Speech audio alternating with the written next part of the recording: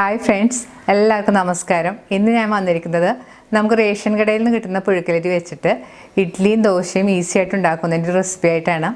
വളരെ ഈസി ആയിട്ടുള്ള റെസിപ്പിയാണ്. നല്ല പെർഫെക്റ്റ് ആയിട്ട് നമുക്ക് ദോശയും ഇഡ്ഡലിയും ഉണ്ടാക്കിയെടുക്കാൻ പറ്റുന്നതാണ്. ഇഡ്ഡലിയൊക്കെ ആണെങ്കിൽ നല്ല സോഫ്റ്റ്, നല്ല ഫ്ലഫി ആയിട്ട് ഉണ്ടാക്കിയെടുക്കാൻ പറ്റും. ദോശയാണെങ്കിൽ നല്ല ക്രിസ്പി ആയിട്ട് നമുക്ക് ഉണ്ടാക്കിയെടുക്കാൻ പറ്റുന്ന റെസിപ്പിയാണ്. അപ്പോൾ നിങ്ങളിത് ട്രൈ ചെയ്ത് നോക്കുക. ഞാൻ ഇതിനു മുമ്പ് റേഷൻ അരി വെച്ചിട്ട് തന്നെ ഒരു ടൊമാറ്റോ റൈസിൻ്റെ റെസിപ്പിയൊക്കെ ഇട്ടിട്ടുണ്ട്. അപ്പോൾ കാണാത്തവരാണെങ്കിൽ അതൊക്കെ കണ്ടു നോക്കുക. കണ്ടു നോക്കിയിട്ട് നിങ്ങളുടെ അഭിപ്രായം കമൻറ്റ് ബോക്സിൽ മറക്കരുത്. നിങ്ങളുടെ ഫ്രണ്ട്സായിട്ടൊക്കെ ഷെയർ ചെയ്യുക. അപ്പോൾ നമുക്ക് ഇഡ്ഡലിയും ദോശ എങ്ങനെയാണ് ഉണ്ടാക്കുന്നതെന്ന് നോക്കാം. ഇഡ്ഡലി ഉണ്ടാക്കാനായിട്ട് ഞാൻ ഈ ചെറിയ സ്റ്റീൽ ഗ്ലാസിൻ്റെ അളവിലാണ് അരി എടുത്തിരിക്കുന്നത്. ഈ ഗ്ലാസ്സിന് ഒരു 5 ഗ്ലാസ് അരി ഞാനിവിടെ എടുത്തിട്ടുണ്ട്.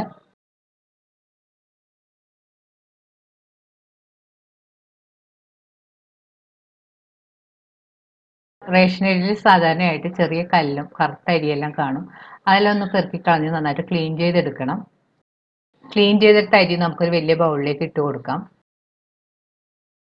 ഈ അരി ഒരു 4-5 പ്രാവശ്യം ഒന്ന് നന്നായിട്ട് വെള്ളമൊഴിച്ച് കഴുകിയെടുക്കണം. കൈ കൊണ്ടൊന്ന് നന്നായിട്ട് തിരുമ്മി കഴുകിയെടുക്കണം. കുറേ പ്രാവശ്യം കഴുകുമ്പോഴത്തേക്കും അരിക്കൊരു സ്മെല്ലൊക്കെ ഉണ്ടെങ്കിൽ അത് മാറി കിട്ടും. ഇപ്പോൾ അരി നന്നായിട്ട് കഴുകി എടുത്തിട്ടുണ്ട്. ഇനി ഇതിലേക്ക് പാകത്തിന് വെള്ളമൊഴിച്ച് കുതിരാനായിട്ട് മാറ്റി വെക്കണം. അരി കുതിർക്കാനായിട്ട് കുറച്ച് കൂടുതൽ വെള്ളം തന്നെ ഒഴിച്ചു കൊടുക്കണം. ചില അരിക്ക് നല്ല പശപ്പുണ്ടാവും. അപ്പോൾ നമ്മളിങ്ങനെ കൂടുതൽ വെള്ളം ഒഴിച്ച് അരക്കുന്ന സമയത്ത് ഈ വെള്ളം കളഞ്ഞിട്ട് അരച്ചെടുക്കുകയാണെങ്കിൽ ആ പശപ്പൊക്കെ മാറിക്കിട്ടും.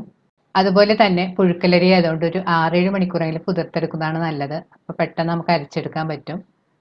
ഇനി ഈ അരിയിലേക്ക് ഒരു 1.5 ടീസ്പൂൺ ഉപ്പുപൊടിയും കൂടി ചേർത്ത് കൊടുക്കാം. ഉപ്പുപൊടി ഇങ്ങനെ ചേർക്കുമ്പോഴത്തേക്കും അരിക്ക് ചീത്ത സ്മെല്ലൊക്കെ ആണെങ്കിൽ അത് മാറി കിട്ടുകയും അതുപോലെ തന്നെ ഇഡ്ഡലിക്ക് നല്ല കളറും കിട്ടും. ഉപ്പിട്ടതിന് ശേഷം ഒന്ന് കൈകൊണ്ട് നന്നായിട്ട് മിക്സ് ചെയ്ത് കൊടുക്കാം. അതിന് ശേഷം ഇത് മാറ്റി വെക്കാം. ഇനി ഒരു ബൗളിലേക്ക് 1 ഗ്ലാസ് ഉഴുന്നുപരിപ്പ് ഇട്ട് കൊടുക്കാം. 5 ഗ്ലാസ് അരിക്ക് നമ്മൾ 1 ഗ്ലാസ് ഉഴുന്നാണ് ഉപയോഗിക്കുന്നത്. നിങ്ങൾ ഏത് കപ്പാണ് ഉപയോഗിക്കുന്നത് അപ്പോൾ ആ കപ്പിന് 5 ഗ്ലാസ് അരി എടുക്കുകയാണെങ്കിൽ 1 കപ്പ് ഉഴുന്നെടുത്താൽ മതി. ഇനി ഇതിലേക്ക് 1/2 ടീസ്പൂൺ ഉലുവയും കൂടി ചേർത്ത് കൊടുക്കാം. ഇനി ഉഴുന്ന് വെള്ളമൊഴിച്ചൊരു 3-4 പ്രാവശ്യം ഒന്ന് കഴുകിയെടുക്കണം. ഉഴുന്ന് 2-3 പ്രാവശ്യം നന്നായിട്ട് കഴുകിയതിന് ശേഷം പാകത്തിന് വെള്ളമൊഴിച്ച് കുതിരാനായിട്ട് നമുക്ക് മാറ്റി വെക്കാം. ഇപ്പോൾ അരി കുതിരാൻ വെച്ചിട്ട് ഒരു 6-7 മണിക്കൂറെല്ലാം കഴിഞ്ഞിട്ടുണ്ട്. നമുക്ക് അരി എടുത്ത് കയ്യിൽ വെച്ച് നോക്കുമ്പോൾ തന്നെ അറിയാം അരി നല്ല കുതിർന്ന് വന്നിട്ടുണ്ട്. ഇനി ഇത് നമുക്ക് അരച്ചെടുക്കണം. ആദ്യം നമുക്ക് ഈ അരി ഒന്ന് അരച്ചെടുക്കാം. അതിനായിട്ട് ഞാനിവിടെ മിക്സിയുടെ ഒരു വലിയ ജാറിലേക്ക് കുതിർത്ത് വെച്ചിരിക്കുന്ന അരി കുറച്ചിട്ട് കൊടുക്കാം. ഞാനിവിടെ 2 ബാച്ചായിട്ടാണ് അരച്ചെടുത്തിരിക്കുന്നത്. ആദ്യം കുറച്ച് അരിയിട്ട് നമുക്ക് അരച്ചെടുക്കാം. അതിനുശേഷം ബാക്കിയുള്ള അരി അരച്ചെടുത്താൽ മതി. ഇനി അരിയിലേക്ക് പാകത്തിനുള്ള വെള്ളം ഒഴിച്ചു കൊടുക്കാം. വെള്ളം ഒഴിക്കുമ്പോഴത്തേക്കും അരി മുങ്ങാൻ പാകത്തിനുള്ള വെള്ളം ഒഴിച്ചു കൊടുത്താൽ മതി. കൂടുതൽ വെള്ളം ഒഴിക്കേണ്ട. അതിനുശേഷം മിക്സി മൂടിയിൽ നിന്ന് നന്നായിട്ട് അരച്ചെടുക്കണം. അരച്ചെടുക്കുമ്പോൾ പ്രത്യേകം ശ്രദ്ധിക്കേണ്ടത് കൂടുതൽ നൈസായിട്ട് അരഞ്ഞു പോകരുത്. ചെറിയ ചെറിയ തരിയോടുകൂടി വേണം അരച്ചെടുക്കാനായിട്ട്.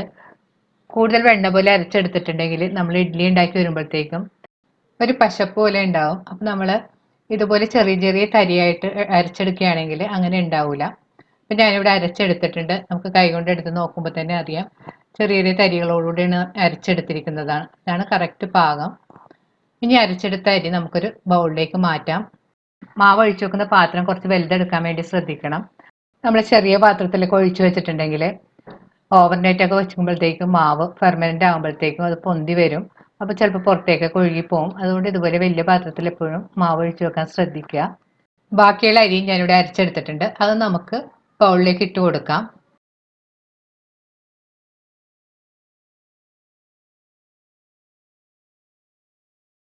ഇനി കുതിർത്ത് വെച്ചിരിക്കുന്ന ഉഴുന്നും ഉലുവയും കൂടി നമുക്ക് മിക്സിയുടെ ജാറിലേക്ക് ഇട്ട് കൊടുക്കാം.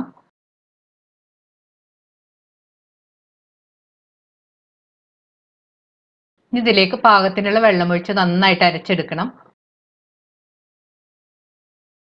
ഉഴുന്ന് നല്ല ഫൈൻ പേസ്റ്റ് ആയിട്ട് തന്നെ അരച്ചെടുക്കണം.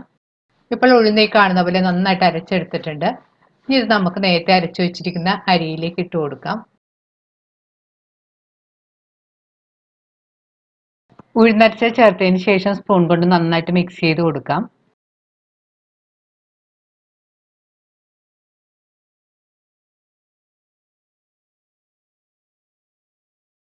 ഇനി മാവിലേക്ക് ആവശ്യത്തിനുള്ള ഉപ്പുപൊടി കൂടി ചേർത്ത് കൊടുക്കണം. ഉപ്പുപൊടി ചേർക്കുമ്പോൾ ശ്രദ്ധിക്കേണ്ടത് നമ്മൾ അരി കുതിരാനിട്ട സമയത്ത് ഉപ്പുപൊടി ചേർത്തിട്ടുണ്ടായിരുന്നു. അപ്പോൾ ഉപ്പ് അരിയിൽ കുറച്ച് പിടിച്ചു കാണും. അപ്പോൾ ആദ്യം കുറച്ച് ഉപ്പ് ഇട്ട് നോക്കിയിട്ട് പിന്നീട് ആവശ്യമുണ്ടെങ്കിൽ ചേർത്ത് കൊടുത്താൽ മതി. ഉപ്പ് ചേർത്തതിന് ശേഷം കൈകൊണ്ട് നന്നായിട്ട് മിക്സ് ചെയ്ത് യോജിപ്പിക്കാം. ഇപ്പം മാവ് നന്നായിട്ട് മിക്സ് ചെയ്തെടുത്തിട്ടുണ്ട്. ഇനി നമുക്ക് പാത്രം മൂടി മാവ് പൊങ്ങാനായിട്ട് മാറ്റി വെക്കാം. ഞാനിവിടെ ഓവർനൈറ്റാണ് മാവ് പൊങ്ങാനായിട്ട് മാറ്റി വെച്ചിരിക്കുന്നത്. അല്ലെങ്കിൽ ഒരു 8 മണിക്കൂർ നമുക്ക് മാറ്റി വെച്ചാലും മതി. തണുപ്പ് കൂടുതലുള്ള സ്ഥലങ്ങളാണെങ്കിൽ കുറച്ച് സമയം കൂടുതൽ എടുക്കും. ഇപ്പോൾ മാവ് കലക്കി വെച്ചിട്ട് 8 മണിക്കൂറെല്ലാം കഴിഞ്ഞിട്ടുണ്ട്. ഇപ്പോൾ മാവൊക്കെ നന്നായിട്ട് പൊന്തി വന്നിട്ടുണ്ട്. ഇനി നമുക്കൊന്ന് സ്പൂൺ കൊണ്ട് പതുക്കെ ഇളക്കി നോക്കാം.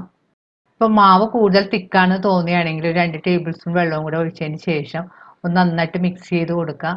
അതിന് ശേഷം വീണ്ടും ഒരു 10 മിനിറ്റ് മൂടി വെച്ചിട്ട് നമുക്ക് ഇഡ്ഡലി ഉണ്ടാക്കിയാലും മതി. ഇപ്പോൾ ഈ മാവ് നല്ല പാകത്തിനാണ് ഞാൻ കലക്കി എടുത്തിരിക്കുന്നത്. ഇനി നമ്മൾ കൂടുതൽ ഇളക്കേണ്ട ആവശ്യമൊന്നുമില്ല. നമുക്ക് ഇഡ്ഡലി ഉണ്ടാക്കാൻ തുടങ്ങാം. ഇനി ഇഡ്ഡലി ഉണ്ടാക്കാനുള്ള തട്ടിലേക്ക് ഒരു ബ്രഷ് ഉപയോഗിച്ച് കുറച്ച് എണ്ണ തടവി കൊടുക്കാം. ഞാനിവിടെ ഒരു സ്റ്റീമറിൽ വെള്ളം ചൂടാക്കാൻ വെച്ചിട്ടുണ്ട്. അതിൻ്റെ പുറത്തേക്ക് എണ്ണ പുരട്ടിയ ഇഡ്ഡലി തട്ടും കൂടി വെച്ച് കൊടുത്തിട്ടുണ്ട്. ഇപ്പോൾ സ്റ്റീമറിലുള്ള വെള്ളമൊക്കെ നന്നായിട്ട് തിളച്ച് വന്നിട്ടുണ്ട്. ഇങ്ങനെ സ്റ്റീമറിലെ വെള്ളം നന്നായിട്ട് തിളച്ച് വരുന്ന സമയത്താണ് നമ്മൾ ഇഡ്ഡലി മാവ് ഇതിലേക്ക് കോരി ഒഴിച്ച് കൊടുക്കേണ്ടത്. ഇങ്ങനെ ചൂടാവുന്ന സമയത്ത് നമ്മൾ ഇഡ്ഡലി മാവ് ഒഴിച്ച് കൊടുക്കുമ്പോഴത്തേക്കും ഇഡ്ഡലി നല്ല സോഫ്റ്റ് ആയിട്ടും കിട്ടും, നല്ല ഷേപ്പിലും ഒക്കെ കിട്ടും.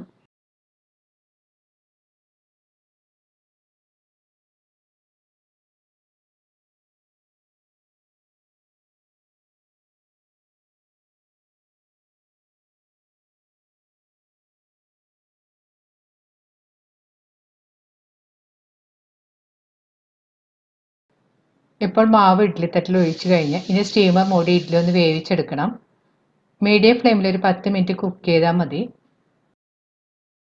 ഇപ്പോൾ ഇഡ്ഡലി കുക്ക് ചെയ്യാൻ തുടങ്ങിയിട്ട് ഒരു 10 മിനിറ്റ് എല്ലാം കഴിഞ്ഞിട്ടുണ്ട്. നമുക്ക് സ്റ്റീമർ തുറന്ന് നോക്കാം. ഒന്ന് കൈകൊണ്ട് തൊട്ട് നോക്കാം. കയ്യിലൊന്നും ഒട്ടും ഒട്ടണില്ല. പാകത്തിന് വെന്ത് വന്നിട്ടുണ്ട്. നിങ്ങൾക്ക് സംശയം ഉണ്ടെങ്കിൽ ഒരു സ്ക്രൂവറോ കത്തിയോ വെച്ചിട്ടൊന്ന് കുത്തി നോക്കാം. ഇനി സ്റ്റവ് ഓഫ് ചെയ്തതിന് ശേഷം ഇഡ്ഡലിത്തട്ട് ഒന്ന് കുറച്ച് സമയം തണുക്കാനായിട്ട് നമുക്ക് മാറ്റി വെക്കാം. പ്രത്യേകം ശ്രദ്ധിക്കണം, തണുത്തതിന് ശേഷം ഇഡ്ഡലി പുറത്തോട്ട് എടുത്താൽ മതി. എന്നാൽ മാത്രമേ ഇഡ്ഡലി നല്ല ഷേപ്പിൽ നമുക്ക് കിട്ടുകയുള്ളൂ. ഇപ്പോൾ ഇഡ്ഡലി തണുത്ത് വന്നിട്ടുണ്ട്. ഇനി ഒരു സ്പൂണോ കത്തി ഉപയോഗിച്ചിട്ട് സൈഡൊക്കെ വിടിയിപ്പിച്ചതിന് ശേഷം ഒരു പ്ലേറ്റിലേക്ക് മാറ്റാം.